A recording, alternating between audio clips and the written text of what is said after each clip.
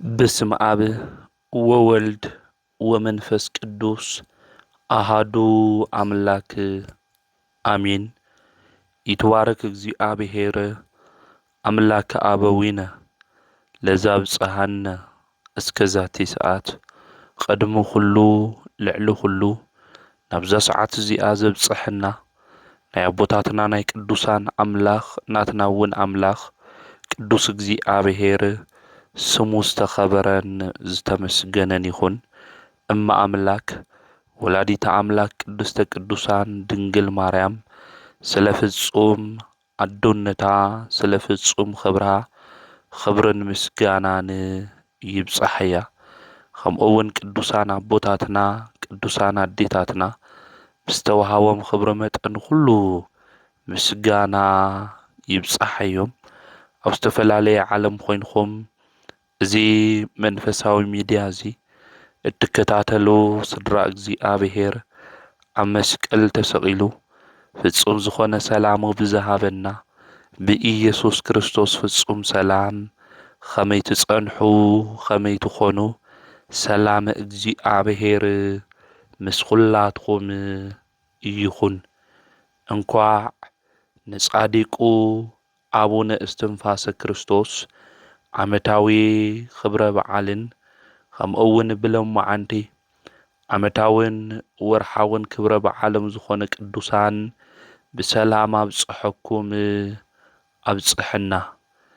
እዚ ናይ እግዚአብሔር ቃል ብእምነት ኮይንኩም ኣብ ስራሕ ቦታኹም ኣብ መንበሪ ገዛኹም ከምኡውን ኣብ ዓዲ ውሽጥን ኣብ ወፃኢ ዓዲ ኮይንኩም እትሰምዑ ናይ እግዚአብሔር ቤተሰብ ናይ ቅዱሳን በረከት ኣብ ልዕሊኩም ይሕደር። ታኅሳስ 9 ኣብዚ ኣብ መጽሓፈ ግጻዌ ክናነብብ እንተለና ወንጌልና ምስባክ ዝነግረና መጽሓፍ እዩ። በብዕለቱ ዝንበብ ወንጌል ከምኡውን ዲያቆን ዝብሎ ምስባክ ካብ መዝሙረ ዳዊት ዝነግረና ናይ ቤተ ክርስቲያንና መጽሓፍ እዩ። ኣብኡ ክናነብብ እንተለና ኣብ ታኅሳስ 9 ዝንበብ ና ወንጌል ቃል ድማ ኣብ ዮሐንስ ወንጌል ምዕራፍ 3 ዘሎ ናይ እግዚአብሔር ቃል እዩ። ካብ ቁጽሪ 31 ማለት እዩ። እቲ ካብ ላዕሊ ዝመጽእ ንሱ ልዑል ኩሉ እዩ። እቲ ካብ ምድሪ ዝኾነ ከዓ ምድራዊ እዩ። ናይ ምድሪ እውን ይዛረብ። እቲ ካብ ሰማይ ዝመጽእ ግና ንሱ ልዑል ኩሉ እዩ። እቲ ምስክሩ ደኣ ዝቕበሉ የለን እምበር ንሱስ ነቲ ዝረአዮን ዝሰምዖን እዩ ዝምስክር። እቲ ንምስክርነቱ ዝተቐበለ ግና እግዚአብሔር ሓቀኛ ከም ዝኾነ ኣረጋገጸ። እግዚአብሔር መንፈሱ ሰፊሩ ኣይህብን እዩ እሞ እቲ እግዚአብሔር ዝለኣኾ ንሱ ቃል እግዚአብሔር እዩ ዝናገር። ኣብ ንወዱ የፍቅሮ እዩ ኩሉ ነገር ከዓ ኣብ ኢዱ ሃቦ። እቲ ብወልዲ ዝኣምን ናይ ዘለዓለም ሕይወት ኣለዎ። እቲ ብወልዲ ዘይኣምን ግና ቁጣዕ እግዚአብሔር ደኣ ኣብ ልዕሊኡ ይነብር እምበር ንናይ ዘለዓለም ሕይወት ኣይርአን እዩ። ስለ ቃሉ ንኣምላኽና ናይ እግዚአብሔር ስሙ ዝተኸበረን ዝተመስገነን ይኹን። ብወልዲ ዝኣምን ናይ ዘለዓለም ሕይወት እኒኤዎ። ብወልድ ብኢየሱስ ክርስቶስ ዝኣምን ናይ ዘለዓለም ሕይወት ከም ዘለዎ ቅዱሳት መጻሕፍቲ ይነግሩና እዮም። ብሾም ወልድ ውልዳን ዝተባሃልና ክርስቲያን ዝኾንና ብናይ ሥላሴ ውልድነት ብጥምቀት ዝረኸብና ንሕና ብወልድ ብኢየሱስ ክርስቶስ ክንኣምን ይግብአና። ንሱ ኣምላኽ እዩ። ንሱ ጐይታ እዩ። ንሱ ፈጣሪ እዩ። ንሱ ፈራዲ እዩ። ንሱ ንዓና ክብል ናብዚ ዓለም ዝመጺኡ መከራ ዝተቐበለ እዩ። ብናቱ መከራ ብናቱ ቁስሊ ድማ ንሕና ተፈዊስና ኢና። ስለዚ ብወልዲ ዝኣምን ናይ ዘለዓለም ሕይወት እኒኤዎ ኢሉ ቅዱስ መጽሓፍ ይነግረና እዩ። እግዚኣብሔር ወልድ ኢየሱስ ክርስቶስ ኣምላክ ምዃኑ ንኣምን ዶ? ኣምላክ ምዃኑ እንኣምን ኩሉ ኣምላኽ እዩ፣ ጐይታ እዩ፣ ፈጣሪ እዩ ኢልና እሱ ዝዓዘዘና ተግባር ኩሉ እንፍጽም ናይ ዘለዓለም ሕይወት ኣለና እዩ። ብኡ ዝኣምን ኣብ ጸልማት ኣይነብርን እዩ። ምኽንያቱ ንሱ ብርሃን ኮይኑ ናብ ዓለም መጺኡ እዩ። ብምምጽኡ ድማ ፍጥረታት ኩሉ ደስ ኢልዎም እዩ። ብርሃን ዘበኣማን ዘያበርህ ለኩሉ ሰብ፣ ንኩሉ ሰብ ዘብርህ ብርሃን ዘበኣማን ወልዲ ንሱ ኢየሱስ ክርስቶስ ናብዚ ዓለም ዝመጽእ እዩ። ብምምጽኡ ድማ ፍጥረት ኩሉ ደስ ኢልዎ እዩ። ስለዚ ብኡ እንኣምን ኣብ ጸልማት ውሽጢ ንመላለስ ክንኾን ኣይግብአናይ። እንኣምኖ ኣምላኽና እንሰግደሉ ኣምላኽና ብልብና ኣንጊስና ናይ ጸልማት ነገር ውፂእና ብርሃናዊ ዝኾነ ኣምላኽና ንሱ ኢየሱስ ክርስቶስ ክንመስሎ ብናቱ መንገዲ እውን ክንመላለስ እዩ ዝግብአና። ስለዚ ብወልዲ ንኣምን እንድሕር ኮይንና ኣብ ጸልማት ውሽጢ ንነብረን ሹምና ክርስቲያን ተባሂልና ተግባርና እንታይ እዩ ዝመስል? ወገናተይ ቅዱሳን እኮ ቅዱሳን ኢልና እናኽብሮም ዘለና በብዕለቱ ድማ ናይ ሕይወት ታሪኮም መንፈሳዊ ተጋድልኦም ነናገረሎም ዘለና ዘይንኦም እውን ኣብ ዓለም ኩሉ ንምስክር ዘለና ብብርሃን መንገዲ ስለ ዝተመላለሱ እዩ። ብወልዲ ብኢየሱስ ክርስቶስ ኣሚኖም ናይ ዘለዓለም ሕይወት ስለ ዝወረሱ እዩ። ስለ ኣምላክነቱ፣ ስለ ጐይትነቱ፣ ስለ ፈጣሪነቱ ኣብ ቅድሚ ነገሥታት ከይሓፈሩ ዝመስከሩ ብሓቂ ብእምነት ኮይኖም ድማ ንዑ ተኣሚኖም ዘገልገሉ ብጽድቂ መንገዲ ዝተጓዓዙ እዮም ቅዱሳን። ስለዚ ብወልዲ ዝኣምን ናይ ዘለዓለም ሕይወት ኣለዎ። እወ ንጻድቁ ኣቡነ እስትንፋሰ ክርስቶስ ብወልዲ ብኢየሱስ ክርስቶስ ኣሚኖም ናይ ዘለዓለም ሕይወት ወሪሶም እዮም። እዞም ጻድቅ እዚኦም ብለማዓንቲ ዓመታዊ ክብረ በዓል እንገብረሎም በዓለ ልደቶም ስለ ዝኾነ እዩ። ሚያዝያ 8 ተጸኒሶም ታሕሳስ 9 እዮም እዞም ጻድቅ እዚኦም ተወሊዶም። ስለዚ እዞም ጻድቅ እዚኦም ብወልዲ ዝኣመኑ ኣምላኽነቱ፣ ፈራድነቱ፣ ጐይትነቱ ኣሚኖም ንዓለም ኩሉ ድማ እዚ መድሓኒት ዝኾነ ኢየሱስ ክርስቶስ ብኡ ሰባት ንክኣምኑ ካብ ጸልማት መንገዲ ንክወፁ ብብርሃን ሕይወት ክመላለሱ ዝገበሩ ጻድቅ እዮም ኣቡነ እስትንፋሰ ክርስቶስ። ናይ ሕይወት ኮዩ ጐይታ መድሓኒት ንሱ ኢየሱስ ክርስቶስ ማይ ሕይወት እዩ። ብኡ ዝኣምን ካብ ውሽጡ ማይ ሕይወት ይፍልፍል እዩ ዝብለና ቅዱስ መጽሓፍ። ናይ ጽድቂ ነገር ካባና ይወፅእ፣ ናይ እግዚኣብሔር ነገር ንናገር፣ ስለ መንግሥተ ሰማያት ድማ ንምስክር። ኣብ ውሽጥና ወልዲ ንሱ ኢየሱስ ክርስቶስ ስለ ዘንገስናዮ ብኡ ድማ ስለ ዝኣመንና ጐይታና መድሓኒትና ኣምላኽና እዩ ኢልና ስለ ዝኣመንና ስለዚ ብኡ ዝኣምን ካብ ጸልማት ውሽጢ ይወፅእ፣ ካብ ባርነት ኣውፂኡ ብነጻነት ክንመላለስ ዝገበረና ንሱ ስለ ዝኾነ ብኡ እንድሕር ኣሚንና ኣይንጸምእን ኣይንጠሚን፣ ካብ ሞት እውን ናብ ሕይወት ኢና ንሸጋገር። ብኡ ኣሚኖም ካብቲ ዝነበሮም ስቃይን ሕማምን ዝወፅኡ ብዙሓት እዮም። ስለዚ ብወልዲ ብኢየሱስ ክርስቶስ ብፍጹም እምነት ክንኣምኖን ክነምልኾን ይግብአና። ነዚ ቅዱስ መጽሓፍ እውን ክነግረና እንተሎ ብወልዲ ዝኣምን ናይ ዘለዓለም ሕይወት እኒኤዎ። ናይ ዘለዓለም ሕይወት እኒኤና ብኡ እንድሕር ኣሚንና ኣይንሓፍርን። ዝህውኸናን ዘጨንቐናን ነገር ኣይህልውን። ባባይ እመኑ ባቦይ እመኑ ኢሉ ጐይታ ክርስቶስ ነጊረና እዩ። ስለዚህ ቅዱሳን ብኡ አሚኖም አይተሃወኹን፣ ብኡ አሚኖም አይሓፍሩን፣ ብኡ አሚኖም ካብ ሞት ናብ ሕይወት እዮም ተሸጋጊሮም። አምላኽና ንሱ ቅዱስ እግዚአብሔር እውን ናይ ሕይወት አክሊል እዩ ሂብዎ።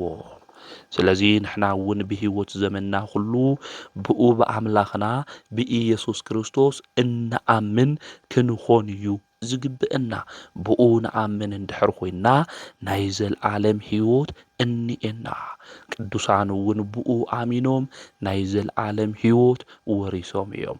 ካብቶም ቅዱሳን እንብሎም ለማዓንቲ በዓለ ልደቶም ዝኾነ ጻዲቁ አቦና እስትንፋሰ ክርስቶስ እዮም። ጻዲቁ አቦና አቡነ እስትንፋሰ ክርስቶስ መን እዮም? እዞም አቡነ እስትንፋሰ ክርስቶስ እንብሎም ጻዲቅ ኢትዮጵያዊ ጻዲቅ እዮም። አቦኦም መልአከ ምክሩ ይበሃል፣ አዲኦም ድማ ወለተ ማርያም ይበሃላ። ዝተወለድሉ ፍሉይ ቦታ ድማ አውዳውናት እዮም ተወሊዶም። ወለዶም ድማ እግዚአብሔር ዝፈርሑ እዮም። እግዚአብሔር ብምፍራሕ ንእግዚአብሔር ድማ እናተዓዘዙ ናይ እግዚአብሔር ሕጊ ድማ አጽኒዖም ብጽቡቕ ስራሕ ድማ ዝጓዓዙ ሓቀኛታት እዮም ነይሮም። እዞም ሓቀኛታት እዚኦም ብናይ እግዚአብሔር መንገዲ ድማ ዝጓዓዙ ዝተባረኸ ጽቡቕ ፍረ ድማ ብምጽዋሙ ብምጽላዩ እግዚአብሔር ዘግልግል ጻን ንክቦም ድማ ይጽልዩ ነበሩ።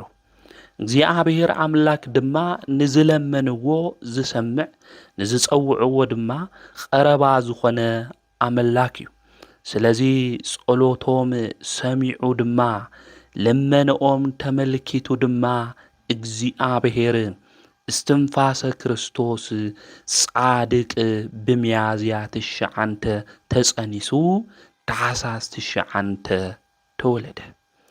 እዞም ንእግዚአብሔር ዝፈርሑ ዝነበሩ ክልተ ሰባት ድማ ታኅሳስ 9 ጻዲቅ አቡነ እስትንፋሰ ክርስቶስ ወለዱ። ጻዲቁ አቡነ እስትንፋሰ ክርስቶስ ምስ ተወለዱ ኣብ ዝተወለድሉ ዕለት ብእግሮም ተላዒሎም 3,000 ስብሃት ለአብ ስብሃት ለወልድ ስብሃት ለመንፈስ ቅዱስ ኢሎም ንእግዚአብሔር አመስጊኖም እዮም። እምአፈ ደቂቅ ወህፃናት አስተዳለውከ ስብሃተ ከም ዝበለ ልበ አምላክ ዳዊት ካብ ህፃናት ካብ ዝጦብዩ ምስጋና አዳለውኻ ኢሉ ከም ዝተናገረ ምስ ተወለዱ እዞም ጻዲቅ እዚኦም ንአምላኾም ንእግዚአብሔር ድማ አመስገኑ። ኣብቲ ግዜ እሱ ዝነበሩ ተኣኪቦም ዝነበሩ ሰባት ድማ እዚ ቆልዓ እዚ ካብ አንደበቱ ናይ ስላሴ ምስጋና ከምስግን እንተሎ ሰሚዖም ድማ ብፍጹም ንእግዚአብሔር አመስገኑ። እዚ ነገር እዚ ከመይ ኮይኑ ኢሎም ድማ ብፍጹም አደነቁ።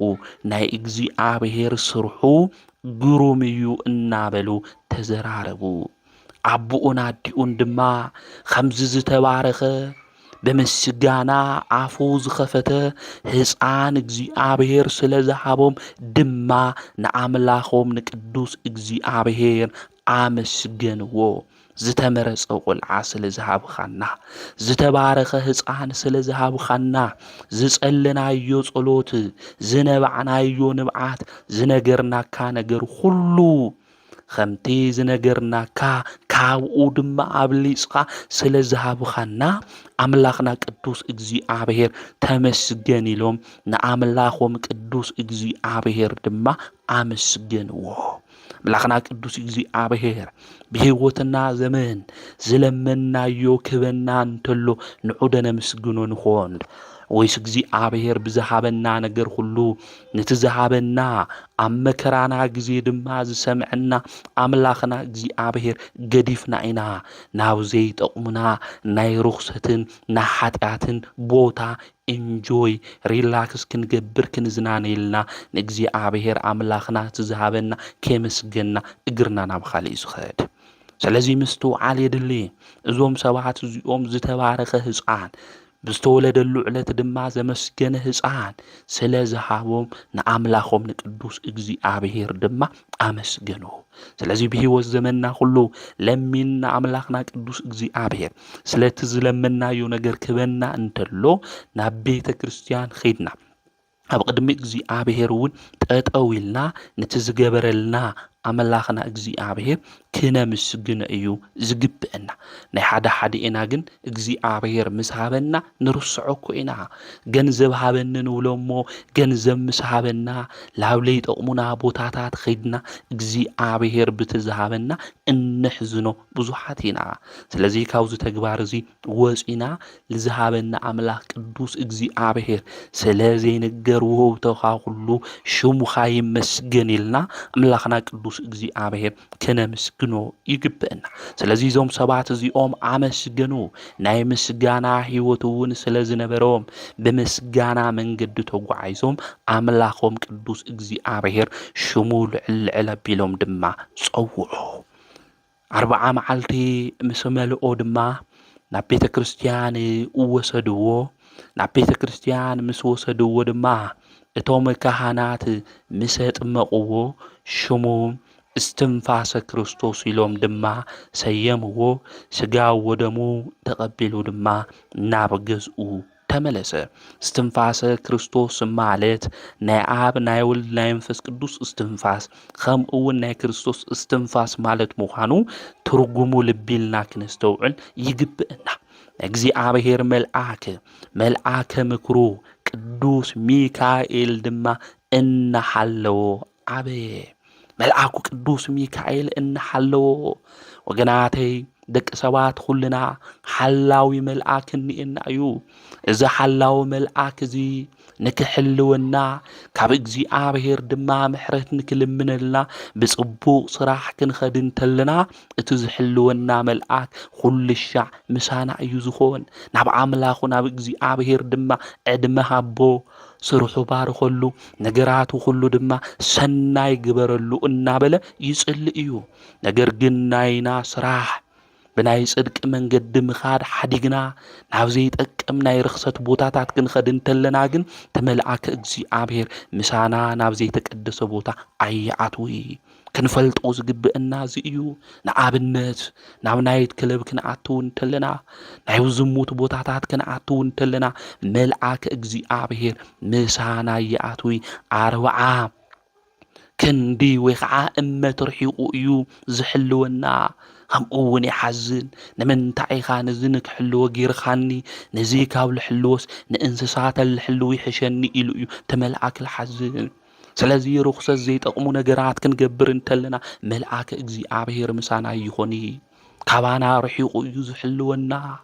ሃም ቅዱሳን ኣቦታትና ግን ቅዱሳን መላእክቲ ምሳና ኮይኖም ምእንቲ ክሕልውና ናይ ጽድቂ ስራሕ ክንሰርሕ ይግብአና። ናብ ናይት ክለብ ክንኣቲ እንተለና ናብ ዝሙት ቦታ ክንኣቲ እንተለና ናብ ሓጢአት ነገራት ክንኣቲ እንተለና ናብ ለይጠቕሙ ነገር ክንኣቲ እንተለና ተመልአከ እግዚአብሔር ምሳና ይኾን። መልአከ እግዚአብሔር ምሳና እንድሕር ይኾን ሓላዊና ምሳና እንድሕር ይኾን ግን ሓላዊ ለይውሉ ሓላፍታ ኢልኾን ሃምደስትኡ ኩሉ ሰብ ድሌቱ እዩ ልገብሮ ማለት እዩ። ስለዚህ አጋንንት ሃምድ ለይቶም ለአናት አይገውርና ማለት እዩ ይጫወቱና ማለት እዩ። ስለዚህ ናጋንንት መጫወት ካምዃን ናጋንንት ስራሕ ፍጽምት ካምዃን መላእክት ምሳና ኮይኖም ምእንቲ ክሕልውና ላብ ለይጠቅም ልረኸሰ ቦታ ክንኸድ አይግብአና። እዞም ጻዲቅ እዚኦም ግን መልአከ እግዚአብሔር ቅዱስ ሚካኤል ድማ እንታይ ይሕልዎም ነይሩ እናሓለዎም ድማ ይዓውይ ነይሩ። ስለዚህ ቅዱሳን መላእክት ናይና ሓለውትና ቅዱሳን መላእክት ንኣና ንክሕልውና ቅዱስ ሚካኤል ምሳና ክኾን፣ ቅዱስ ገብርኤል ምሳና ክኾን፣ ቅዱስ ሩፋኤል ምሳና ክኾን፣ ቅዱስ ኡራኤል ምሳና ክኾን፣ ቅዱሳን መላእክት ምሳና ንክኾኑ ናብ ዘይጠቕሙና ናይ ርኩሰት ቦታታት ክንኸድ ይብልና። ናብ ጥንቁልና ቦታ ክንኸድ እንተለና መልአክ እግዚአብሔር ምሳና ያቲ። ስለዚ ላብ ለይጠቕሙ ላብ ለይረብሑ ናብ ሓጢአት ቦታታት ክንኸድ እንተለና ካባና መልአክ እግዚአብሔር ይርሕቕሞ ናምን መጫወት ንኾን ማለት እዩ ናጋንንቲ መጫወት ልዝኮ ኢና ክንልወጥ ኢና ክንቀየር ኢና ገለ ንብል እሞ ኣብ 1 ዓመት ትመጽእ ተሎ ጽድቂ ክሰርሕ ንሳካ ኣትዌልና ንሓስ ተመሊሱ ናይ ህይወት ለውጥ ከይሃለየና ድማ ሰይጣን ይጫወታል። ለምንታይ መስለኩም ብናይ ጽድቂ መንገዲ ብትንናገሮ ህይወት ስለለይ ንኸድ ብትንሰምዖ ብትንማሃሮ ብትመንገድሱ ስለለይ ንጓዓዝ እዩ።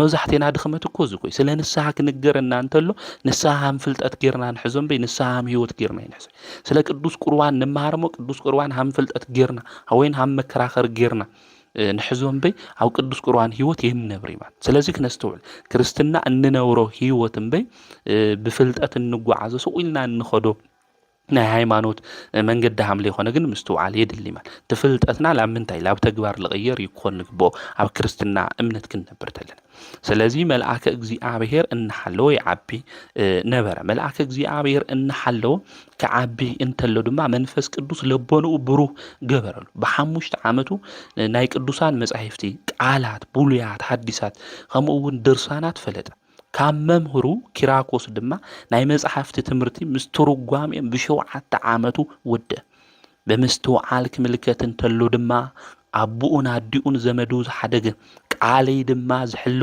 መንግስተ ሰማያት ይወርስ ዝብል ቃል ረኸበ እዚ ዘይገበረ ግን ከገልግለን አይኽእል ይብል ኣብ ማቴዎስ ወንጌል ምዕራፍ 10 ቁጥር 37 ተመለከተ አቡኡ አዲኡ ኢለ ሓደገ ናይዚ ዓለም ዝፍቅሪ እዚ ሓደገ ቃለይ ድማ ዘይሓለወ ንዓይ ከገልግለና ይኽእል አቡኡ ኢኑ ሓደገ ቃለይ ድማ ዝሕሉ እዚ ዝገብር መስቀሉ ድማ ዝሽከም ንሱ ንዓይ ክኽተለኒ ይኽእል እዩ እዚ ጎይታውን ከምረና እንተሉ ንዓይ ክኽተለን ዝደሊ ነፍሱ ይካድ መስቀሉ ድማ ታይግበር ይሽከም እዩ ስለዚህ ቅዱሳን አቦታትና መስቀሎም ልተሸከሙ መስቀል ማለት መከራ እዩ ነፍሱ ይካዳ ማለት ድማ አውዝ ክነግረና እንተሉ ፍቃደ ስጉ ሓዲጉ ፍቃደ ነፍሱ መንገድል ተጓዓዘ ማለት እዩ ስለዚህ ቅዱሳን አቦታትና ናይዚ ዓለም ዝጣዓሚ ፍትወት ሁሉ ገዲፎም አምላኾም ቅዱስ እግዚአብሔር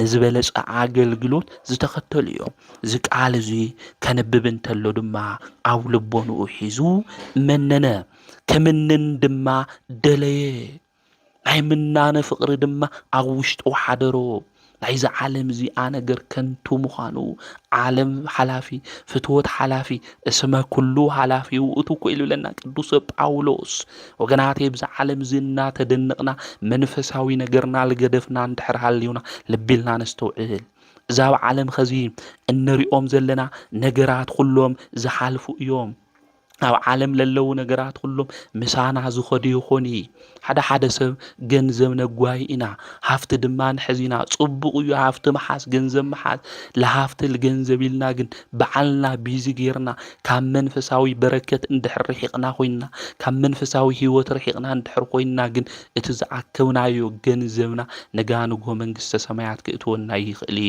ምን ተገበርኪ ነፍሲ ታይኽ ጌርኺ ታይኽ ሰሪሕ ኺልዩ ጎይታ ዝሓተና ኢንጂነር ነይረ ዶክተር ነይረ ሃፍታም ነይረ ኣብ ዓለም ለለና ነገራት ሁሉ ጎይታ ይሓተና ዝሓተና ነፍስና ዝገበረቶ ናይ ጽድቅ ስራሕ እዩ ነዚዩ አቅደሙ ስንቀክሙ ኢላ ቤተ ክርስቲያን ተምህረና ስንቅኹም አዳልው አቅዲምኩም ጽድቁና መንግስቱ ድለዩ ኻሊእ ድማ ክውስኹኩም ኢሉ ጎይታ ዝነገረና ነዚዩ ስለዚህ በህይወት ዘመንና ሁሉ ዝጠቅመና ናይ መንፈሳዊ ነገር ሁሉ እናፈጸምና ክንኸድ ይግብእና እምበር ስጋዊ ጥራሕ እናሐሰብና መንፈሳዊ ነገርና በረከት ጎዲልና እንጓዓዝ ክንኾን አይግብእና ዞም ጻዲቅ እዚኦም ድማ ኣብ ልቦኖኦም ዓለም ንዓቁ ናይ ዓለም ነገር ሁሉ ሓላፊ ከንቱነት ምዃኑ ተረድኡ ሊቃውንቲ መጻሕፍቲ ዝፈልጡ መምህራን ሁሉ ናይዚ ዓለም ዚኣ ከንቱ እዩ መጻሕፍቲ ዝነግረና ዝዓለም ዚኣ ተነበርናላ 70 80 እዩ ካብኡ ድማ ድኻም እዩ ኢሉ ልበ ኣምላክ ዳዊት ነጊረና እዩ ስለዚህ ኣብዚ ዓለም ዚኣ ንዘል ዓለም ዝጸንሕ ሰብ የለ ዕድመና ውስን እዩ ውስናው ዝኾነ ዓለም ድማ ብልቦናና ናብኣ ተጠሊፍና አትዩና መንፈሳዊ በረከትና ሲኢና ካብ መንግስት እግዚአብሔር ድማ መውራስ ከይንስእን ምእንቲ መንፈሳዊ ጽድቅ ክንገብር ይግብእና ክንጽሊ ክንጾም ክንምጽውት ክንሰግድ ድማ ይግብእና ቤተ ክርስቲያን እትብለና ሊቃውንት ዝብሉና ድማ ክንፍጽምና ክንሰርሕ ይግብእና ማለት ስለዚህ ብልቡ መነነ ሸውዓተ ጊዜ ድማ መዓልቲ ይጽሊ ነበረ بمعالت شوعته بليت دما شوعته يصلي نبره 150 مزمور داويت دما يبصح نبره نحنا عند شع صلوت نصلي نخون ቅዱሳን አቦታትና ብኸምዝ መንገዲ እዮም ዝጽልዩ ነይሮም ልበ ኣምላክ ዳዊት እውን ሃምሊ ተናገሩ ኣብ መዓልቲ 7,000 የምስግነካ እዩ ዝብል ንሕና ንግሆት ንልዓል ተለና ሞት ካብ ዝመስል ህራስ ኣምላኽና እግዚኣብሔር ክንልዓል ስለ ዝገበረና ነመስግኖ ዶ ንኾን ምሸት ድማ እቲ ጸልማት እሱ ኣጋሊሁ ብርሃን ድማ ናብ ዝኾነ ንከብጽሕና ብሰላም ደቂስና ድማ ብሰላም ክንልዓል ምእንቲ ክገብረና ንጎይ ምሸት ንጽሊ ዶ ንኾን ንሕና እኮ ጸሎት ሓዲግና ኣብ ካሊእ ዓለም እኮ ኢና ዘለና ኣብ ዘይጠቕሙና ኣብ ዘይጠቕሙና ነገራት መንደራት እኮ ኢና ተቐሚጥና ዘለና ስለዚ ምስተውዓል ልቢ ምባል የድሊ እዞም ጻዲቅ እዚኦም ኣብ መዓልቲ 7,000 ኣብ ለይቲ እውን 7,000 መዝሙረ ዳዊት 150 እናብጽሑ ኣምላኾም እግዚኣብሔር የምስግኑ ነይሮም ብኣብ ወልድ መንፈስ ቅዱስ ሽም ገጾም ኣማዕትዮም ብትእምርተ መስቀል ድማ ንጸሎት ጠጠው ኢሎም ኢዶም ክዝርግሑ እንተለው እቶም ኣጋንንቲ ኣብ ንፋስ ዝነበሩ ከም ጥሽ እንታይ ኮይኑ ይጠፍኡ ነበሩ እናጎየዩ እውን ይሕብኡ ነበሩ ስለዚ ጸሎት ዓብዪ ሓይሊ እዩ ኣጋንንቲ እናባረሩን ዋና መሳርሒና ደግሞ ጸሎት እዩ ነዚ ጎይታ ኣብ ማቴዎስ ወንጌል 17 እውን ቁጥሪ 21 ክነግረና ተሎ ሃምዚ ዝበለ ጋኔን ብዘይካ ጾምና ጸሎት ክወጽእ ይኽእል እዩ ስለዚ ጸሎት ትንጽሊ ተለና ኣጋንንቲ ካባና ክርሕቁ ሃምሊ ክእሉ ትምህርተ መስቀል ጌርና ክናማዕትብ እንተለና ድማ 40 እመት ካባና ኣጋንንቲ ሃምሊ ርሕቁ ምፍላጥ ምርዳ የለ ምክንያቱ ሰይጣን ብምንታይ እዩ ጎይታ ሽኑ ኣብ መስቀል ተሰቂሉ እንታይ ገይርዎ ኣሸኒፍዎ እዩ ማለት ስለዚ ትምህርተ መስቀል ጌርና ተናማዕትብ ተለና ኣጋንንቲ ካባና ሃምሊ ርሕቁ ምፍላጥና ምርዳእ የድሊ እዞም ጻዲቅ እዚኦም እውን ጸሎቶም ክገብር እንተለው ትእምርተ መስቀል ገይሮም ኣማዕትዎም እዚ ጸሎቶም ይገብሩ ነይሮም ኣጋንንቲ እውን ካብኦም ይርሕቁ ነይሮም ስሙ ማርቆስ ካብ ልበሃል ጳጳስ ድማ ዲቁና ተቀቢሎም ማለት ዲቁና ምስ ተቀበሉ ድማ ንዓውይ ክብሪ ኢሎም ልምንኩስና ኢሎም ብ14 ዓመቶም ናብ ደብረ ሃይቅ ገዳም እዮም ኸይዶም እቲ ገዳም ድማ ናይ ኣቦና ናይ ኢየሱስ መዓ ገዳም እዩ ናብኡ ኸይዶም 3 ዓመት ሙሉእ ድማ እንታይ ኮይኖም ማለት እዩ ኣገልጊሎም ማለት ቅድሚ ምንኩስና ሓደ ሰብ ቅድሚ ምንኳሱ እንታይ ክገብር ነው ናብ ምንኩስና ህይወት ብጣዕሚ ፈታኒ እዩ ከቢድ እዩ ስለዚ 3 ዓመት ድማኡ ተፈተኑ ኣብ ሃይቅ ገዳም ኸይዶም ነቶም መነኮሳት ዕንጨት ብምስባር ማይ ብምቕዳሕ ናቦታት መነኮሳት ምግቢ ክኾኖም ልኽእል ካብ ባሕሪ ዓሳ ብምውፃእ የገልግሉ ነበሩ ካብ ኣባ ህፃን ደብረ ድባ ድማ ቅስና ተቀቢሎም እዮም ማለት ስለዚ ኣውነ እስትንፋሰ ክርስቶስ ብቅድስና አገልግሎት ንኻልኦት ዝራድኡ ዝነው ንኻልኦት ድማ ዘገልግሉ ዝነው ብትሕትና ኮይኖም ኣብ ገዳም ዝነበሩ መነኮሳት ዘገልግሉ ዝነበሩ ጻዲቅ እዮም ንሕና ናይ ትሕትና መንፈስ ካብ ልቦናና ጠፍዩ ኣኽውርና ልብል ናትዕቢት መንፈስ ሒዝና ብኻሊእ መንገዲ ንጓዓዝ ሰባት ኢና ነና ልቦናና አምላኽና ቅዱስ እግዚአብሔር ንኹልና ይመልሰልና ናዞም ጻዲቅ እዚኦም ኣብቲ ገዳም እሱም ዝጸንሑ ቅድስና እውን ምስ ተቀበሉ ተመሊሶም ናብ ኣቦኦም ዓዲኦም ኸይዶም ናብ ኣቦኦም ዓዲ ኸይዶም ድማ ቤተ ክርስቲያን ተሰሪሑ ብትዕለት እሱ ንቅዳሴ ዝኾን ነገር ዘሪኦም ወይኑ እውን ተኺሎም ንቅዱስ ቁርባን ለቤተ ክርስቲያን ንመስዋዕት ልኾን ድማ ብተኣምራት ኣውጽሖም እዮም ማለት ኣውጽሖም እዮም እዞም ኣቦ እዚኦም ብኻሊእ ግዜ ጸሎት ክጽልይ እንተለው መልአኩ ቅዱስ ሚካኤል ኩሉ ሻዕ ምስኦም ዝነበረ መልአክ እዩ ዝሕልዎም ዝነበረ ዝራድኦም ዝነበረ መልአክ እዩ ብብሩህ ደመና ገይሩ ክጽልይ እንተለው ብብሩህ ደመና ገይሩ ናብ ጎይታ ብደመና ጽዒኑ ናብ ጎይታ ኣብጽሖም ጎይታ ድማ ብቅዱሳን ንክባርኹ ምስ ገበሮም ንመልአኩ ቅዱስ ሚካኤል ድማ ከም ዝበሎ ናብ ዝተወለድኹዋ ናብ ዝዓበኹዋ ቦታ ኣብጽሕ እዮም እቲ መልአኩ እውን ተዓዚዙ ገበረ ተመሊሶም ድማ ናብ ኢትዮጵያ መጽኦም እዮም ናብ ኢትዮጵያ መጽኦም ድማ ዓበይቲ ድንቅ ልብሃሉ ተኣምራት ገይሮም እዮም ካብ ኮክሒ ማይ ኣፍሊቆም ሕሙማን እውን ፈዊሶም እዮም ከምኡ እውን ናብ ጎጃም ዓዲ ብምኻድ ወንጌል ኣምሂሮም እዮም ንዝሓመሙ ሰባት እውን ፈዊሶም እዮም ዕውራን እውን ዓይነ ብርሆም ሙታን እውን ኣልዒሎም እዮም ገድሎም ክናነብብ እንተለና ኣብ ኣባይ ባሕሪ ድማ ን9 ዓመት ርእሶም ንታሕቲ ገይሮም ኣብቲ ባሕሪ ውሽጢ እሱ ኣትዮም ስለ ኢትዮጵያ ድማ ጸልዮም እዮም ድሕርቲ 9 ዓመት ድማ ጎይታ ኢየሱስ ክርስቶስ ንሃብኦም መጽዩ ካብ መነኮሳት ዝፈትወካ እስትንፋሰ ክርስቶስ ዓዲኻ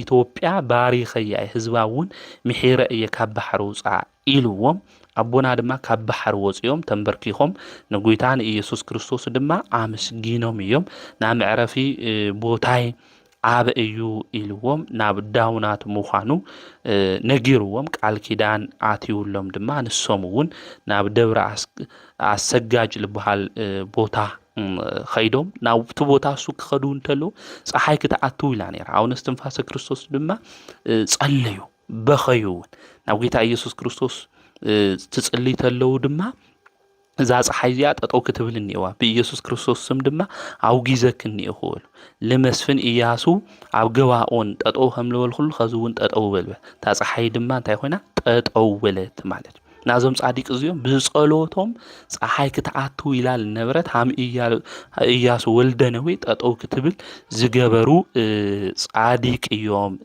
ማለት እዩ ብድሕሪኡ ብዙሕ ኣገልግሎት ምስ ኣገልገሉ እዞም ጻዲቅ ኣቦና እዚኦም ማለት እዩ ጎይታ መድኃኒትና ኢየሱስ ክርስቶስ እውን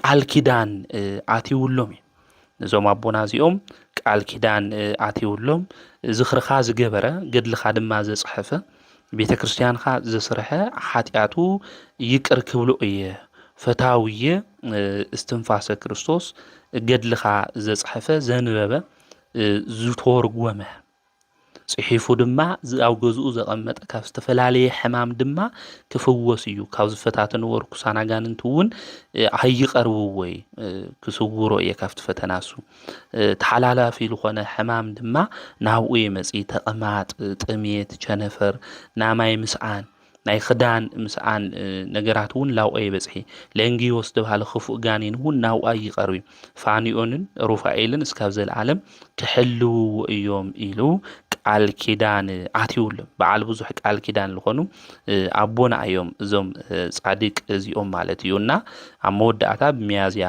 9 ድማ ዓሪፎም እዮም እዞም ጻዲቅ ኣቦና እስትንፋሰ ክርስቶስ ማለት እዩ እዞም ጻዲቅ እዚኦም ናይ ንስሓ ፍረ ዘብቅዕ ግበሩ ኢሉ መጥምቀ መለኮት ቅዱስ ዮሐንስ ሃም ተናገረ ሰባት ናብ ንስሓ መንገዲ ክመጹ ናይ ንስሓ ናይ ጽድቂ ፍረ ድማ ንከፍርዩ ዝገበሩ ጻዲቅ እዮም በዓለም ብንስሓ መንገዲ ተጓዒዞም ብጽድቂ መንገዲ ተጓዒዞም ሚእቲ ዝኾነ ፍረ ዘፍረዩ ቅዱስ እዮም መጽሓፍ እውን ትነግረና ተሎ 30 60 ሚእቲ ጽቡቕ ፍረ ኣፍርዩ ኢሉለን ስለዚ ንሕና ዓይነት ፍረ ኢና ነፍሪ ኢለና ናይ እስትንፋሰ ክርስቶስ ደቂ ኢና በወንጌል ለምሆርና ከምኡውን ብጽድቂ መንገዲ ክንኸድ ካብ ጸልማት ናብ ብርሃን ክንመጽእ ገበርና ናይዞም ቅዱሳን እዚኦም ደቂ ኢና ማለት እዩ ስለዚ ዞም ቅዱሳን እዚኦም ኣቦታትና ብልሰሩዕልና መንገዲ ብለርኡይና መንገዲ ንሕና ንኸድለና ዶ ንኣብነቶም ፍረ ነተመልከትና ነረኣና ናይ ጽድቂ ስርሖም ድማ ነረኣና ብቲ ናይ ጽድቂ መንገዲ ንጓዓዝለና ዶ ልብል ክንፈልጦና ክንርዶ ይግበና ኩሉ ሻዕ መስከረም ኩሉ ሻዕ ዕለት 9 ክኾን እንተሎ ወርሒ ተዓቲ ተሎ ናይ ጻዲቁ ኣቡነ እስትንፋሰ ክርስቶስ በዓሎም እዩ ማለት ከምኡውን ኣነ ኣብለለኽዎ ቦታ ናይ እስትንፋሰ ክርስቶስ ታቦትን እዩ ስለዚ ናይ እስትንፋሰ ክርስቶስ ተኣምር ረኣኽዎ ብዙሕ እዩ ለይወልዳ ልነበራነታት ትመጽእ ገድሉ ክሽከም ተለዋ ልወለዳ ብዙሓት እዩ ኣነ ንዓይኒ ምስክር እየ ቀበና መድኃኔ ዓለም ኣብ አዲስ አበባ ትመጽቶን ናይ እስትንፋሰ ክርስቶስ ጽላትን ኣብኡ ብዙሓት ዓዴታት እስትንፋሰ ክርስቶስ ቆልዓ ሂብኒ መኻን ነይረ ኢለን ትምስክር ተለዋ ብዙሕ ግዜ ኣብ ኣውደ ምሕረት ንሰምዒና ምስክረን እውን ንቕበል ኢና ማለት እዩ ስለዚ ኣቡነ እስትንፋሰ ክርስቶስ በዓል ብዙሕ ቃል ኪዳን እዮም ናብ ንስሓ ከብቁዕና ልኽእሉ ጻዲቅ እዮምና ንዞም ጻዲቅ እዚኦም ክንምሕፀኖም ከምኡውን ምስ ኣምላኹም ምስ እግዚአብሔር ልካማሉድና ላብኦም ክንጸልይ ይግበአና ናይ ጻዲቁ ናይ ኣቡነ እስትንፋሰ ክርስቶስ በረከቶም ረድኤቶም ኣማላድነቶም ኣይፈለየና ከምኡውን ብወልድ ብኢየሱስ ክርስቶስ ኣሚኑ ናይ ዘለዓለም ሕይወት ካብ ዝወረሱ ቅዱሳን ስለ ወልድ ኢየሱስ ክርስቶስ ድማ ኣብ ቅድሚ ነገሥታት መስኪሩ መከራ ዝተቀበለ በለምዓንቲ ታሕሳስ 9 ድማ በዓለ ዕረፍቱ ዝኾነ ቅዱስ ኣቦ ኣባ ብኣሚን ሰማዒት ይበሃል። እዚ ኣቦዚ ሰማዒት እንበለ ደሚልና ካብ ንጽውዖም ቅዱሳን ሓደ እዮም።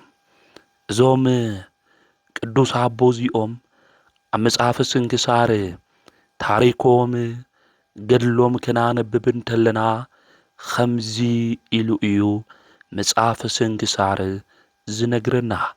ኣብ ስሙናይ ኣውራጃ ቴርሳ እትበሃል ኣከባቢ ዝተወለዱ ጻዲቅ እዮም እዞም ኣባ ብኣሚን። ኣብቲ ዘመን እሱ በዓል ጸጋ ንዝነበረ ሰብ ድማ ናይ ገንዘብ ጉዳይ ሓላፊ ኮይኑ ተሾመ። ሓላፊ ኮይኑ ምስ ተሾመ ድማ ብሓቅን ብንጽህናን ኮይኑ ነገራቱ ሁሉ ይሰርሕ ነይሩ። ንሕና እውን ሰባት ሓላፍነት ክቡና እንተለዉ ህዝቢ ክሾመና እንተሎ ብተኣማንነት ኮይና ብንጽህና ኮይና እቲ ዝተሾምናሉ እቲ ዝተዋሃብናዮ ቦታ ሁሉ ክንፍጽምን ክንሰርሕን ይግብአና። ኣብዚ ግዜ እዚ ሰባት ሓላፍነት ክቡና እንተለዉ ሰባት ሓደራ ክብሉና እንተለዉ ናሰባት ሓደራ እንበልዕ እንታይ ኸምጽኡ እንብል ብትዕቢት ልቦናና ዝመልአ ብዙሓት ሰባት እንኤና ኢና። እግዚኣብሔር ግን ፈራዲ እዩ። ቐልጢፍና ናብ ልብናን ናብ ምስትውዓል መንገዲ ክንምለስ ይግብአና። እዚ ቅዱስ ኣቦዚ ብንጽህና ኮይኑ የግልግል ድማ ነበረ። ንጽህና ምስ ቅድስና ዝነበሮ ቅዱስ ኣቦ እዩ። ኩሉ ድማ ዝፈትዎ ዝነበረ ጻዲቅ እዩ። ናይቲ በዓል ጸጋ ሰበይቱ ድማ ንኣባ ብኣሚን ብጣዕሚ እያ ትፈትዎ ነይራ። ብቲ ዝሰርሖ ዝነበረ ስራሕ ትተኣማመነሉ ድማ ነበረት። ንሱ ግን ናይዚ ዓለም እዚ ፍጻመ ዘከረ። እዚ ዓለም እዚ ክሓልፍ እዩ፣ ክርስቶስ ድማ ክመጽእ እዩ። ስለዚ ንነብሰይ ከግልግል ይግብአኒ። ካብዚ በዓል ጸጋ ዝገብሮ ዘለኹ ኣገልግሎት ወፂኤ ብምናኔ ብብህትውና ኮይነ ኣምላኸይ ቅዱስ እግዚኣብሔር ከግልግል ይግብአኒ ኢሉ ሓሰበ። ልክዕ እዩ። እዚ ዓለም እዚኣ ሓላፊት እያ። ልክዕ ከም ጽላሎት ንግሆ ርኢናዮ ድሕሪ ሰዓት ምሸት እውን ከም ዝጠፍእ እዚ ዓለም እዚኣ እውን ከም ጽላሎት እያ። ሎሚ ተራኢና ጽባሕ የለናን። ስለዚ እዚ ዓለም እዚኣ ሓላፊት እያ። ክርስቶስ ግን ዘለዓለማዊ እዩ፣ ከምኡውን ዝመጽእ ጐይታ እዩ። ስለዚ ክንፈልጦ ክንርድኦ ዝግብአና መድኃኒት ንሱ ኢየሱስ ክርስቶስ ከም ዝመጽእ ፈሊጥና ክንጽበዮ ይግብአና። ኃጢአት እንሰርሕ እንብድል እኮ ንሞት ስለ ዘይመስለና እዩ።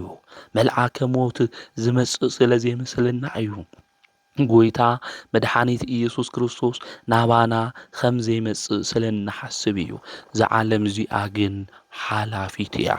ዘይሓልፍ ናይ እግዚኣብሔር መንግሥቲ ምእንቲ ክንወርስ ኣቅድሙ ስንቀክሙ ሃምልተባለ ስንቅና ኣዳሊውና ናይ ጽድቂ ስራሕ ሰሪሕና ክንጓዓዝ እዩ ዝግብአና። ብኡ ብኢየሱስ ክርስቶስ ኣሚንና ማለት እዩ። ካብ ጸልማት መንገዲ ወፂና። ስለዚ ናይዚ ዓለም ፍጻሜ ዘኪሩ ናይቲ በዓል ጸጋ ኣገልግሎት ገዲፉ ናብ ገዳም ኸይዱ መነኮሰ። እቲ በዓል ጸጋ እዚ ምስ ሰምዐ ድማ ሓዘነ። ብጣዕሚ እዩ ዝፈትዎ ነይሩ። ኣብ ገዝኡ ዝነበረ ዝውፅእን ዝኣትውን ገንዘብ ሁሉ ብስነ ስርዓት ብተኣማንነት ብቕንዕና ኮይኑ ዝሰርሕ ሰብ እዩ ነይሩ። ስለዚ ሓዘነ። ምስ ሰበይቱ ኮይኑ ድማ ኣባ ብኣሚን ናብ ዘለዎ ገዳም ድማ ኸዱ። ናብኦም ንክምለስ ድማ ለመንዎ ከምዚ ኢሎም ድማ ተናገሩ ካባኻ ክንፍለይ ኣይንኽእልን ስለዚ ኣይንግድፈካን በልዎ ኣባ ብኣሜን ኣነ ባዕለይ ብፅዓት ገይረን እግዚኣብሔር ሂበ እየ ኸመይ ለእየ እሞ ንኣምላኸይና እግዚኣብሔር ዝኣተኽዎ ቃል ኪዳን ገዲፈ ምሳኹም ክኸድ ኢሉ ይናገር ኣብዚ ግዜ እዚ ካብኦም ንሱ ብምፍላዩ እናሓዘኑ ናብ ገዝኦም ድማ ተመለሱ ነዛ ስሩሕና ሰባት እስካብ ክንድዚ ዝኣክል ተኣመንቲ ክንኾን እዩ ዝግብአና ኣብ ዝተፈላለየ ዓዲ ኮይና እንሰርሕ ኣሕዋተይና ኣሓተይ ንሰባት ክንእመን እንተለና ብቕንዕና ኮይና ክንሰርሕ እንተለና ቅኑዕ ዝኾነ ንጹህ ዝኾነ ቅዱስ ኣምላኽ እግዚኣብሔር ዋጋና ይኸፍለና እዩ ሰባት ክኸፍሉና ይኽእሉ ለከይኸፍሉና እውን ይኽእሉ እዮም እግዚኣብሔር ግን ስለ ቅንዕናና ስለ ንጽህናና ይኸፍለና ዋጋና ድማ ከም ዝህበና ክንፈልጥ ክንርዳእ ይግብአና ማለት ብንእሽተይ ዝተኣመነ ብብዙሕ እንታይ ይኾን ይሽየም እዩ ተባሂሉ ቅዱስ መጽሓፍ እውን ከም ዝነገረና ስለዚ እዚ ቅዱስ ኣቦ እዚ ብጽቡቕ ተጋድሎ ሁሉ ይጋደል ነበረ ብዙሕ ዘመናት እውን ንእግዚኣብሔር ኣገልገለ እና እዚ ቅዱስ እዚ ሰማዒት ክኾን ስለ ክርስቶስ መስኪሩ ድማ ደሙ ክፈስስ እዩ ዝደሊ ነይሩ ናይ ኩሉ ሻዕ ጸሎት እውን እዚ እዩ ኣብዚ ክሕዱ ማእኸል ኮይኑ ስለ ክርስቶስ ፍቕሪ ድማ ኣብ ልቡ ዝገበረ ስለ ናቱ ድማ ንክምስክር ንእግዚኣብሔር ፍቓዱ ንክኾን ድማ ይጽሊ ነበረ ኣብ ሓደ ቦታ ብዙሕ ምእመናን መከራ ክበጽሖም እንተሎ ይሰምዕ እሞ ናብኡ ኸደ ክብሪ ምስጋና ንኣምላኽና ንኢየሱስ ክርስቶስ ይኹን ብኡ ኣመነ ብኡ ዝኣምን ናይ ዘለዓለም ህይወት እኒአዎ ስለዚ እዚ ጻድቅ እዚ ብመን ኣሚኑ ብኢየሱስ ክርስቶስ ኣሚኑ ጽኑዕ ስቃይ ድማ ተሰቃየ ብዙሕ ስቃይ ኣብ ልዕሊኡ ድማ ኣብጽሕሉ ስግኡ ብሓዊ ለብለብዎ ሕዋሳቱ ድማ ሁሉ ተሰንጠቐ ኣብ መንኮራኹር ውሽጢ ድማ እእተውዎ ብሓዊ ብጣዕሚ ሓዊ ዘለዎ ሓፂን ውሽጢ ድማ እእተውዎ ኣብኡ እትዮም ድማ ቃጸልዎ ብኩሉ ነገር ድማ ጸንዐ ብወልዲ ብኢየሱስ ክርስቶስ ምእማን እዚ እዩ ኣብ ካሓቲ ኣብዚ ኣምኑ ሰባት ስለናቱ ምምስካር ስለናቱ መስኪሮም ድማ መከራ ምቕባል እዚ ቅዱስ እዚ እውን ዝገበሮ እዚ እዩ ብጾም ብጸሎት ብስግደት ተጸሚዱ ዝነብር እዩ ከምኡ ድማ ስለ ክርስቶስ ዝመስከረ ቅዱስ ኣቦ መከራ ዝተቐበለ እዩ ክብሪ ምስጋና ንኣምላኽና ንኢየሱስ ክርስቶስ ይኹን ካብ ዝነበሮ ጉድኣት ሁሉ ጥዑይ ንክኾን ድማ ገበሮ ብጎይታ ብኢየሱስ ክርስቶስ ክንኣምን እንተለና ዝጎደለና ነገር ከም ዝሙልእ ጥዕና ክንስእ እንተለና ጥዕና ከም ዝህበና ብኢየሱስ ክርስቶስ ስለ ዝኣመነት የድሕነኒ እዩ ስለ ዝበለት እኮ እያ 12 ዓመት ደም ዝፈሳ ዝነበረት ሰበይቲ ገንዘባ ንሓካይም ሂዋ ዝወድአት 12 ዓመት ሙሉእ ካብ ሰብ ድማ ተገሊላ ዝነበረ ሰበይቲ ጨርቁ ነኺኣ ደማ ጠጠው ዝበለ ጎይታ መድሓኒት ኢየሱስ ክርስቶስ ከም ዝፍውስ ከም ዘድሕን ስለ ዝኣመነት ንሕና ጎይታ መድሓኒት ኢየሱስ ክርስቶስ ከም ዝፍውሰና ከም ዘድሕነና ብፍጹም እምነት ንኣምን ዶ ንኾን ወገናተይ እዛ ሰበይቲ እዚኣ ግን ኣሚና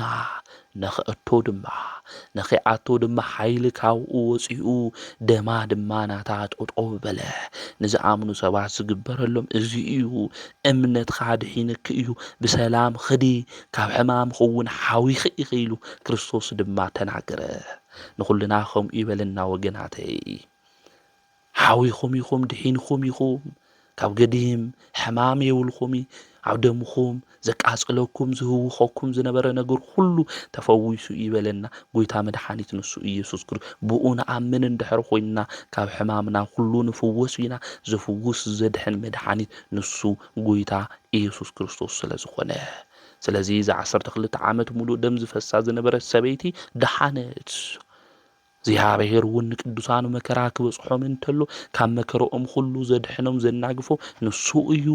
ጥዑያት ንክኾኑ ዝገብሮም ንሱ እዩ። ንዑ ዘይከኣሎ ነገር የለን። ሁሉ ነገር ኣብ ኢዱ እዩ። ሁሉ ስልጣን እውን ተዋሂብዎ እዩ። ሁሉ ነገር ድማ ዝገብር ቅዱስ አምላክ ምዃኑ ክንፈልጥ ክንርዳእ ይግብአና። ስለዚ ሎማዓንቲ መጽሓፈ ግጻዊ ክናንብብ እንተለና ኣብ ዮሐንስ ወንጌል ምዕራፍ 3 ዘሎ ከምኡ እውን መጽሓፈ ግጻዊ ክነግረና እንተሎ ና ማርቆስ ወንጌል እውን ካብ ክልቲኡ ሓዲኡ እዩ ዝንበብ ማለት እዩ። ስለዚ 12 ዓመት ደም ዝፈሳ ዝነበረት እውን ክንበብ ይኽእል እዩ ወይ ከዓ ድማ ብወልዲ ዝኣምን ናይ ዘለዓለም ህይወት እኒአዎ ዝበልናዮ ዮሐንስ ወንጌል ምዕራፍ 3 ይንበብ እዩ ማለት እዩ። ስለዚ ብጎይታ ብኢየሱስ ክርስቶስ ዝኣመኑ እምነቶም እውን ጎይታ እዩ፣ መድሓኒት እዩ፣ ፈዋሲ እዩ፣ ፈጣሪ እዩ፣ ከድሕነና እዩ ዝበሉ ተፈዊሶም እዮም ድሒኖም እዮም። ወለተ ኢያኢሮስ የናስተውሳይ ዲና ጣሌታ ቁሚ ኢሉ ጎይታ ክናገር እንተሎ እዚኣ እኮ ሞይታ ዝነበረት ሰብ እኮ እያ። ነቲ ኢያኢሮስ ዝበሃል ሹመኛ ዝነበረ ኣሕሉቕ ቤተ ጸሎት ኣይሁድ ዝነበረ እዩ። ንመምህረይ ተድኽሞ ኢሎሞ እኮ እዮም ሰባት ጓልኻ ሞይታ እያ ሓሚማ እያ ጓለያ ድሕነለይ ኢሉ ናብ ጎይታ ኸይዱ ሰባት ግን ተስፋ ዝቁርጽ ነገር ናብኡ ሒዞም መጹ። ሞይታ እያ ጓልኻ ንመምህር ድማ ይተድኽሞ በልዎ። ነዚ ሞተ ዘትንስእ ጎይታ እዩ፣ ንሱ መድሓኒት ኢየሱስ ክርስቶስ። ተስፋ ዝቆረጽናሎም ነገራት ዝቕጽል ህይወት የብሎም ዝተባሃሉ ነገራት ድሕሪ ገይድም የስተኻኸል ዝተባሃለ ነገራት ዘስተኻኸል ቅዱስ ኣቦ እዩ ንሱ ኢየሱስ። ብኡ ንእመን ብወልዲ ዝኣምን ናይ ዘለዓለም ህይወት እኒአዎ ከም ዝበለ ቅዱስ መጽሓፍ። ብኡ ንእመን ቅዱሳን ብኡ ኣሚኖም እዮም ዝኹሉ መከራ ሓሊፎም ዝኹሉ ዓወት ዝተጎናጸፉ ዝኹሉ ናይ ቅዱስና መንገዲ ዝተጓዓዙ ናይ ህይወት ኣክሊል እውን ዝረኸቡ ብኡ ኣሚኖም ስለ ዝተጓዓዙ እዩ። ናይ ይሁድ መምህራን መጺኦም ንመምህረይ ተድኽሞ ጓልኻ ሞይታ እያ በልዎ። ሰባት እኮ ብህይወት መንገዲ ክንጓዓዝ እንተለና ክንጽሊ እንተለና ቤተ እግዚአብሔር ክንመላለስ እንተለና ኣምላኽካ ይሰምዐካይ ታይኻ ኣምላኸይ ኣምላኸይ ትብል ለምንታይ ኢኻ ድንግል ማርያም ትብል ቅዱሳን ትብል ምንም ነገር እኮ የለይ። ንሕና ግን ህይወትና ተቐይሩ ታሪክና ተቐይሩ ኢሎም ብቁሳዊ ነገር መዚኖም ከስንፉና ዝደልዩ ተስፋ ከቁርጽና ዝደልዩ ብዙሓት እዮም። ንዑ ንእመን ንሱ ባሕረ ኤርትራ ንኽልተ ዝኸፈለ ቅዱስ ኣምላኽ እዩ። ንሱ ንብዙሓት ፈውሲ ዝኾነ መድሓኒት እዩ። ብኡ ንእመን ብኣምላኽና ብኡ ብኢየሱስ ክርስቶስ። ስለዚ ንመምህረይ ተድኽሞ በልዎ። ኢየሱስ ድማ ናቶም ዘረባ ሰሚዑ ከምዚ ኢሉ ተናገሮ፣ ኣይትፍራሕ እመን ደኣምበር በሎ። ከመይ ደስ ዝብል ቃል እዩ ወገናተይ። ኣይትፍራሕ እመን ደኣምበር ኢሉ ጎይታ ተናገረ። ጴጥሮስና ያዕቆብ ንያዕቆብ ሓዊ ዮሐንስ ሒዝዎም ድማ ኸደ ጓሉ ድማ ከም ዘይሞተት ደቂሳ ከም ዘላ ድማ ኣብኡ ተኣኪሞም ንዝነበሩ ዋይ እናበሉ ዝበኽዩ ንዝነበሩ ሰባት እውን ተናገሮም። ኣብቲ ግዜ እሱ ግን ንሳቶም ከኣምኑ ኣይከኣሉይ። ናፍታ ቆልዓ ኣትዩ ናይታ ቆልዓ ኢድ ሒዙ ድማ ጣሌታ ቁሚ ኢሉ ተናገረ። ትርጉሙ ኣቲ ቆልዓ ተስኢ ይብለካ ኣለኹ በላ። እታ ጓል ድማ ብቕጽበት ተሲኣ ተወሳወሰት። ዕድመኣ ድማ 12 ዓመት ነበረ። ሽዑ የመና ተገረሙ እዩ ዝብል ጎይታ መድሓኒት ኢየሱስ ክርስቶስ ክንኣምኖ እንተለና ሰባት እስካብ ዝግረሙ ተኣምራዊ ህይወትና ይሰርሕ እዩ። ትማሊ ተወዲቑ ዝነበረ ይኾነ ድዩ?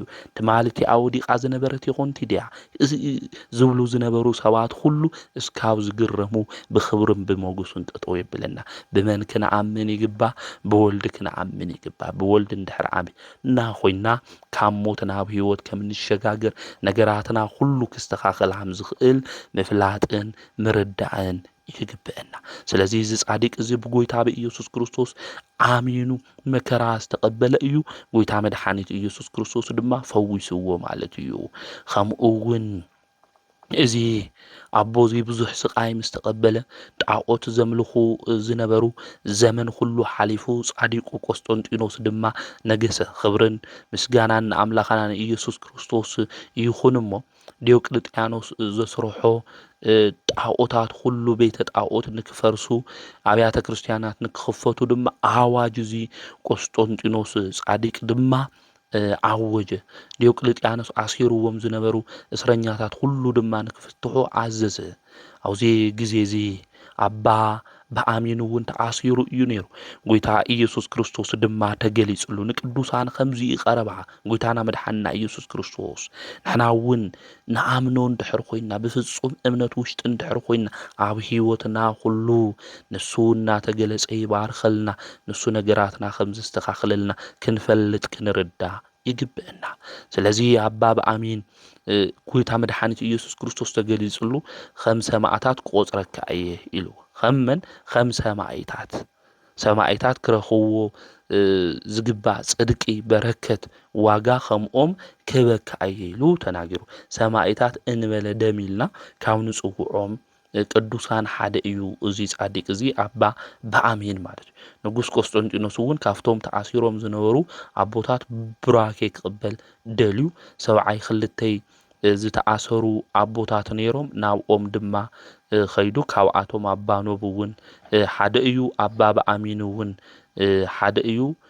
ድሕሪ እዚ ናብ ገዳሙ እዩ ኸይዱ እዚ ቅዱስ ኣቦ እዚ ናብ ገዳሙ ኸይዱ እውን ዓብይ ጸጋ ተዋሂብዎ ብዙሓት ድውያን እውን ዝፍውስ ኮይኑ ዜንኡ ኩሉ ኣብ ኩሉ ቦታ እዩ ተሰሚዑ። ኣብዚ ግዜ እዚ ናይ ሮማ ንጉስ ሰበይቱ ዝኾነት ንግስቲ ተሓምም ማለት እዩ። ኣብቲ ውሽጢ እሱ ግን ኣብ ቤተ መንግስቲ ኮይኑ ወንጌል ዮሃንስና ራእይ ዮሃንስ ዘንብብ ሓደ ዲያቆን ነይሩ እዩ ማለት እዩ። ኣብዚ ዲያቆን እዚ የንብብ ነይሩ። ነገር ግን ካብቲ ንጉስ ዝተሾመ ሓደ ቀኒኡ ማለት እዩ ናብቲ ንጉስ ኸይዱ ዝዲያቆን እኮ ናይ ዮሃንስ ራእይ ኩሉ ሻዕ የንብብ የናይ ዮሃንስ ወንጌል ዝብል እኮ ምስታ ንግስቲ ይድቅስ ይሉ ሕሾት ይሕሺ ማለት እዩ። ተንኮል ይሰርሕ ሴራ ምስ ሰርሐት ንጉስ ዝምስ ሰምዐ ብጣዕሚ ይሓዝን እሞ ናፍታ ንግስቲ ዘለዎ ቦታ ኸይዱ ናብ ቤተ መንግስቲ ኣትዩ ውሳናው ዘለቶ ነቲ ዲያቆን ኣብ ቅድሚኣ ጠጠው ኣቢሉ ናይ ዮሃንስ ራእይ መጽሓፍ እዩ እሱ ኩሉ ሻዕ ዘንብብ ነይሩ። ኣብ ቅድሚኣ ጠጠው ኣቢሉ ዝገበሮ ተግባር እዚ እዩ ኢሉ ተናጊሩ ነቶም ሞኳንንቲ ድማ ኣዚዝዎም ናብ ባሕሪ ንክድብርይዎ ማለት እዩ። ብንእሽተ ጀልባ ጽዒኖም ሒዞሞ ኸይዶም ኣብ ማእኸል ምስ በጽሑ ድማ እንታይ ገይሮሞ ናብ ባሕሪ ደብርዮሞ ናብ ባሕሪ ክድብርይዎ እንተለው ካብ ሰማይ ድማ ብርሃን ዝለበሰ ሰብ ድማ ይወርድ ማለት እዩ። ኣብዚ ግዜ እዚ እቲ ዲያቆን እቲ መጽሓፍ ሒዝዎ እዩ ነይሩ። እቲ መጽሓፍ ሒዝዎ ነይሩ ካብቲ ሰማይ ብርሃን ዝለበሰ ሰብ ክወርድ እንተሎ ናብ ሓደ ደሴት ድማ ወሲዱ ኣብኡ ንክቕመጥ ገይርዎ። እዞም ክልተ ሰባት ግን እዚ ነገር እዚ ሪኦም እዮም። ነገር ግን እናተደነቁ ተመሊሶም ነቲ ንጉስ ግን የነገርዎ እዛ ንግስቲ እዚኣ ብቲ ዲያቆን ዝተገበረ ነገር ምስ ራእየት ብጣዕሚ ተሓዝን። ኣብ ልዕሊኣ እውን ደዌ ሕማም ይጸንዓ ማለት ከብዳ ኩሉ ይቆስል 15 ዓመት ነበረት። ብዙሕ ጥበበኛታት ብዙሕ በዓል መድሓኒት መጽዮም እዮም ነገር ግን ክፍውስዋ ይኽኣሉ ማለት እዩ። ንሕና እውን ናብ ብዙሕ መድሓኒት ለለዎም ዝፍውሱና ኢልና ኮን ኸዲና ለኩሉ ነገር ዝፍውስ ዘድሕን ግን ኣምላኽና ንሱ ኢየሱስ ክርስቶስ ይብኡ እንድሕር ኣሚንና ኮይና ከምኡ እውን ናብ ጸበል እንድሕር ኸይድና እምነት እውን እንድሕር ተቐቢእና ኣምላኽና ቅዱስ እግዚአብሔር ክፍውሰና ከም ልኽእል ክንፈልጥ ክንርዳእ ይግብአና። ምክንያቱ ሕማም ልዕሊ እግዚአብሔር ይኾነ ትሕቲ እግዚአብሔር ናብ ኩሉ መፍትሒ ናብ ኩሉ ነገር ለለዎ ኣምላኽ ቅዱስ እግዚአብሔር ስለ ዝኾነ ማለት እዩ። ንዛ ሰበይቲ እዚኣ ድማ ከምዚ ኢሎም ነገርዋ ንክትድሕኒ ኣብ ግብፂ ዓዲ ዝነብሩ ቅዱሳን እኒአው እዮም ካብ ደዌ ክንክትፍወሲ ናብኡ ኽዲ ኢሎም ይነግርዋ። ኣብዚ ግዜ እዚ ተላዒላ ብዙሕ ሰራዊት እውን ሒዛ ናብ ግብፂ ዓዲ ትኸድ ናብቲ ገዳማት ኣብያተ ክርስቲያናት ኩሉ ዜራ ነገር ግን ክትድሕን የኽኣለቲ ኣብቲ ከተማ እሱ ምስ በጽሐት ድማ ናይቲ ዓዲ መኳንንቲ ሪኦም ኣድነቑ። ሽግራ ኩሉ ድማ ነገረቶም። ንሶም ድማ ናብ ቅዱስ ኣባ በኣሚን ንክትኸድ መኸርዋ። ብመርከብ ተሳፊራ እውን ናብቲ ቅዱስ ኣቦ እሱ ኸደት። ኣብቲ ቅዱስ እሱ ናብ ዘለዎ ገዳም እውን በጽሐት። ንግስቲ መጺኣኒኣ ክትባርኻ ደሊኣ እያ በልዎ። ኣብዚ ግዜ እሱ ካብ ምድሪ ነገስታት ወይም ንግስቲ ኣነ እንታይ እኒአኒ ኣይወፅ ይበለ። እቶም መነኮሳት ግን ለመንዎ። ምስ ለመንዎ እዚ ቅዱስ ኣቦ እዚ እውን ወፂኡ ማለት እዩ። ካብ እግሩ ብታሕቲ እውን ወዲቓ ሰገደትሉ። ንሱ እውን ብዘይቲ ኣብ ልዕሊ ዘይቲ ጸልዩ፣ ኣብ ልዕሊ ቅብኣ ቅዱስ ማለት እዩ ጸልዩ። እዚ ቅዱስ ኣቦ እዚ ነዛ ኣዶ እዚኣ ንክትድሕን ገበራ፣ ነዛ ንግስቲ እዚኣ ማለት እዩ። ቅዱስ በኣሚን ንጉስ ናብ ባሕሪ ዘስጠሞ ዲያቆን ባባኺ ምኽንያት እዩ ዝኩሉ ነገር በፂሕዎ። ነገር ግን ንሱ የሞቴ ብሂወት እኒኦ እዩ። ንኣቦ ቀለመሲስ ዮሃንስ ናርኣይ መጽሓፉ ምስኡ እኒኦ ኢሉ ይነግራ ማለት። እዛ ንግስቲ እዚ ምስ ሰምዐት ብጣዕሚ ኣድኒቓ እቲ ዲያቆን ብሂወት ምህላው ገሪምዋ። ንሳ እውን ፈውሳ ረኺባ ንቅዱስ ኣቦ ኣመሃ ክትህቦ ደልያ። ንሱ ግን ነዋያተ ቅዱሳት ጥራሕ እምበይ ገንዘብ ይቕበል ኢሉ ይናገር። ድሕር እዚ እግዚኣብሔር እናመስገነት ናብ ሮማ ዓዲ ትኸድ። ናይ ሮማ ንጉስ እዩ ሰብኣያ። ዝኾነ ነገር ሁሉ ድማ ነገረቶ። እቲ ናብ ባሕሪ ዘስጠምካዮ ዲያቆን እውን እስካብ ኸዚ ኣብ ደሴት ብሂወት እኒኦ ኢላ ነገረቶ። እቲ ንጉስ እውን ሰሚዑ ንእግዚኣብሔር ናይ እግዚኣብሔር ስራሕ ሁሉ ኣድኒቑ ንክደልይዎ ድማ መልእኽተኛታት ለኣኸ። ኣብ ደሴት ውሽጢ ብሂወት ድማ ረኸብዎ። እቲ መጽሓፍ እውን ምስኡ ነበረ። እቲ ንጉስ እውን ነገርዎ። ናብኡ ተመሊሶም ኸይዶም ብዙሕ ለሚኖሞ እቶም መልእኽተኛታት ናብቲ ንጉስ ወሲዶሞ። እቲ ንጉስ እውን ምስ ረኣዮ ብጣዕሚ ደስ ኢልዎ።